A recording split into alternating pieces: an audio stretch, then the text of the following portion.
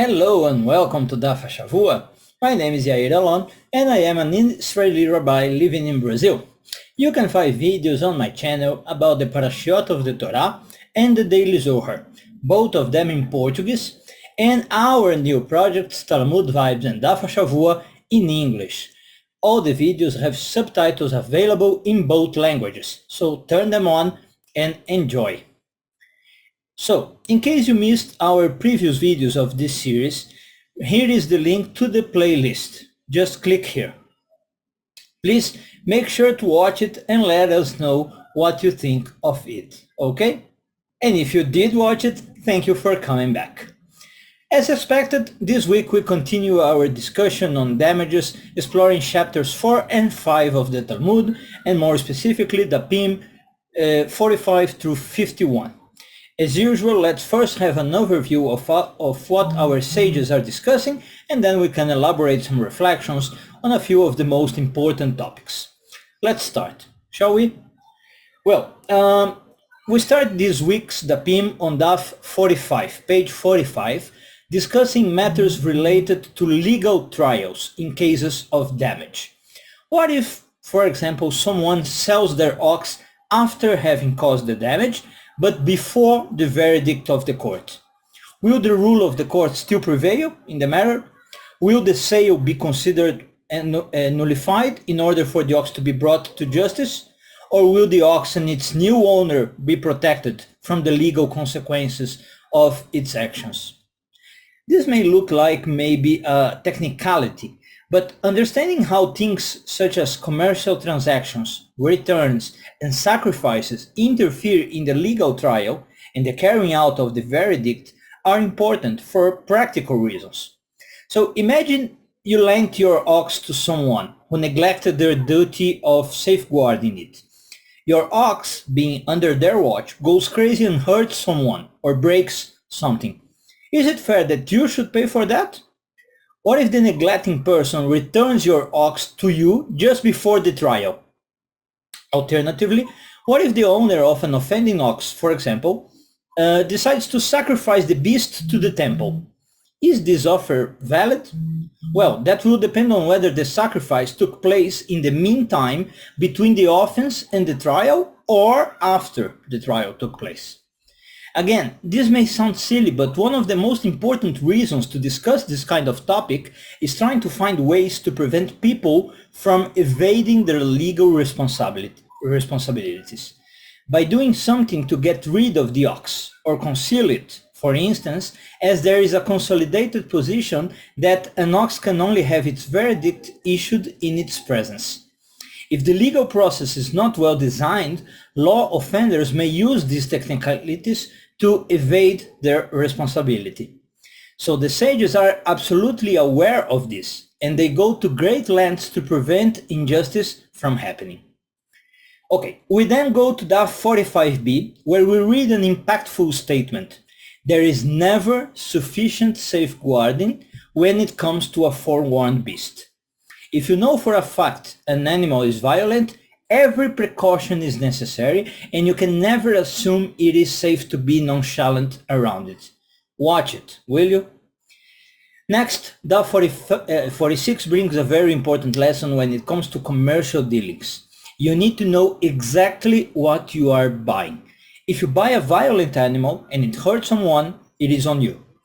Although you say you bought the ox in order to use it to work the land, for example, and therefore you wanted a calm beast, the seller might claim he told you the truth, and you said you bought the animal for its meat, for slaughtering.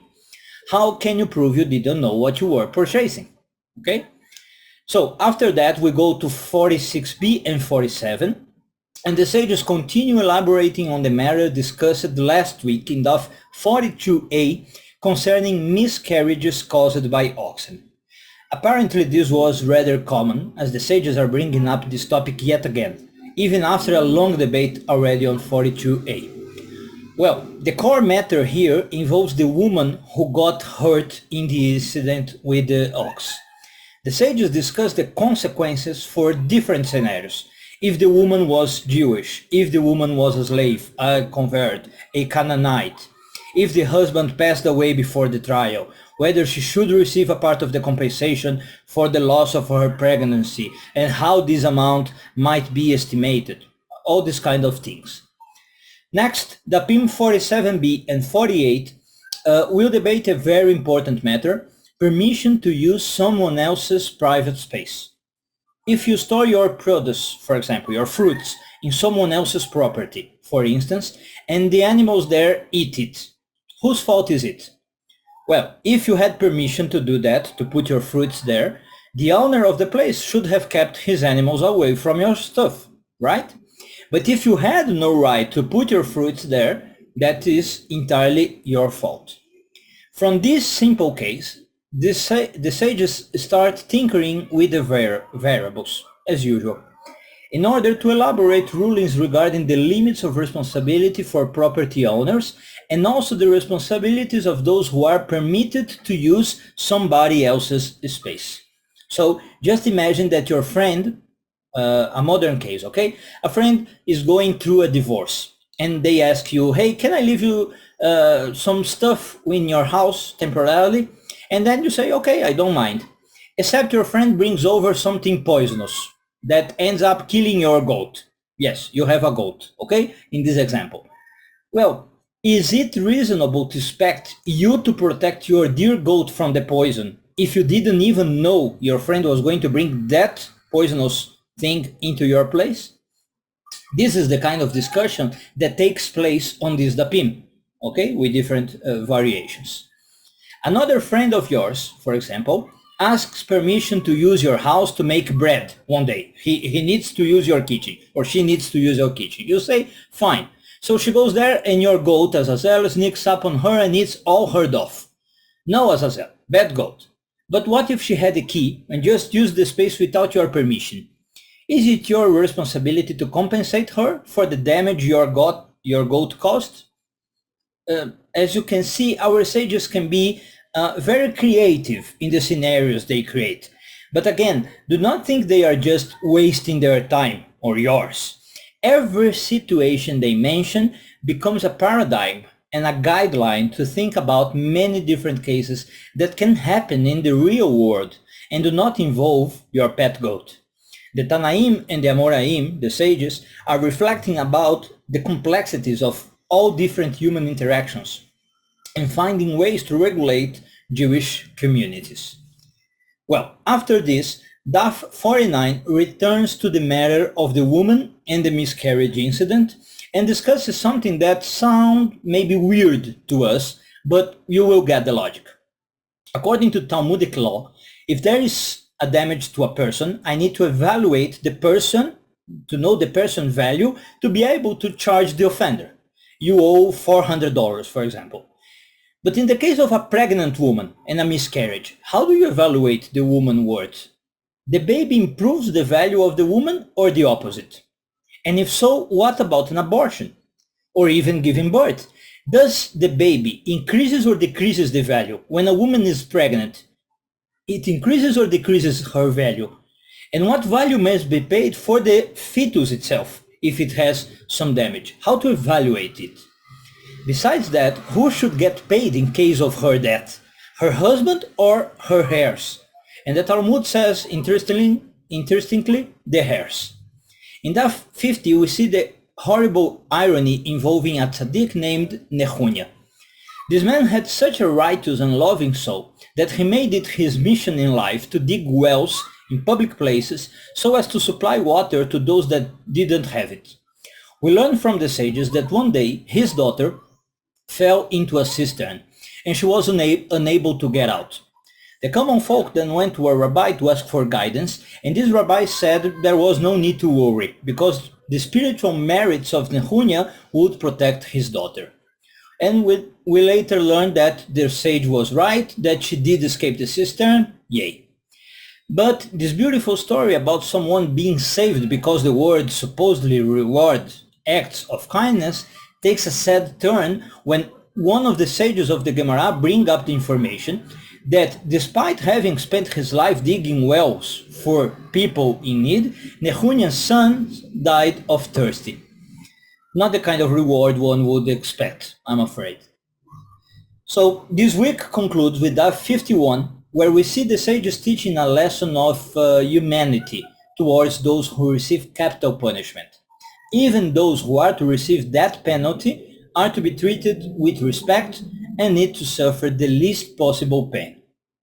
Okay, this Daf wraps up in a discussion about pits, where the sages discuss whether a pit can have owners, and if that is possible, who then should be liable for damages caused by the pit. This matter is declared bound to remain unresolved, which is an important reminder also that not even the sages of the Talmud knew the answers to everything. That is quite encouraging, I think, particularly in this age where people expect you to know everything, right? We don't know everything, we don't need to know everything. So for our reflection this week, I decided I would like to focus on the being responsible for things we have done and acknowledging who we are. So if we take an ox, especially a forewarned ox, to represent our evil inclinations, we need to remember maybe two very important lessons in this week's Dapim. The first one comes in 45a. A verdict for an ox can only be issued in the ox's presence. No ox, no verdict. In our reflection here, we need to face our violent beast and admit that we are also that. Do you know the saying that goes that the first step for a mad person to get cured is to recognize he or she is mad? If I don't think I am mad, there is nothing to cure, right?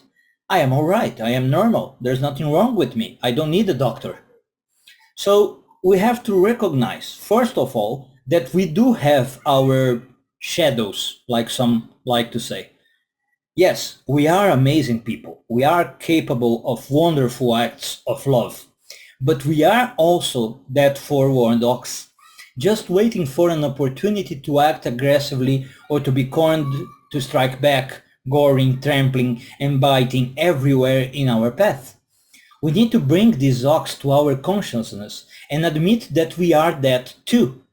With the ox present, we can issue our verdict in honesty. And the second point is that we must remember safeguarding is never sufficient, as we see in 45b and 46a. One of the sages even say there is no safeguard at all. If you have a forewarned ox, only a knife will solve it, meaning to kill the animal. The stating is blunt, but it means we must take all the precautions to prevent this evil inclination from manifesting. I cannot say, oh, my fence is strong enough, the door is well closed. It doesn't work like that. A forewarned ox is always a forewarned ox. Having a healthy community with friends who are innocuous oxen, for instance, maybe goes a long way into bringing out our best inclinations. It helps.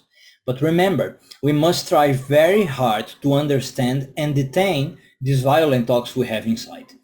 And some sages, like I said, will even say this is not at all possible. All we can do is eliminate this side of us, or in us. That is why Judaism is such a fascinating tradition. Do you see the long-term applications of these Talmudic discussions? So, in short, we must remember that we have a not so nice part of ourselves, and that we are not perfect. This evil inclination is lurking, waiting for a chance to unleash damage. Admitting this is the first step towards preventing this evil inclination of causing harm. And after this admission, doing everything I can to tame it. And even so, we must never feel that we are fully in control of this ox. It is when we lower our guard that bad things happen. Whoa, many deep reflections, right? So, as I always say, if you like this video, make sure to check our other projects too in the channel, okay? And also like, share, comment and subscribe. If you feel that our video has moved you, please consider becoming a member through our Patreon or the YouTube Club membership. Thank you for watching, and I really wish you a fruitful week with your Torah and Talmud studies. Stay healthy, stay tuned, see you next week, Shavua Tov.